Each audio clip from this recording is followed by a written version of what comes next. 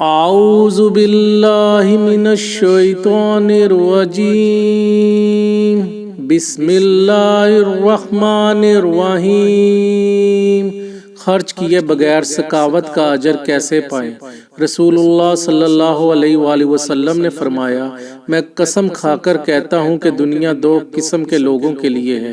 Number ایک وہ قسم کے جنہیں اللہ نے مال بھی دیا اور علم بھی دیا۔ ایسا شخص مال کمانے اور خرچ کرنے میں اللہ سے ڈرتا ہے۔ وہ اپنے علم کی بنا پر مال کے ذریعے رشتہ داروں سے حسن سلوک بھی کرتا ہے اور حقوق اللہ کی ادائیگی بھی کرتا ہے۔ ایسا بندہ سب سے بہتر درجے پر ہے۔ نمبر دو وہ قسم کے جنہیں اللہ نے علم دیا مگر مال نہیں دیا۔ البتہ نیک نیتی سے ایسا شخص کہتا ہے، اگر میرے پاس بھی مال ہوتا تو میں بھی پہلی قسم والوں کی طرح خرچ کرتا۔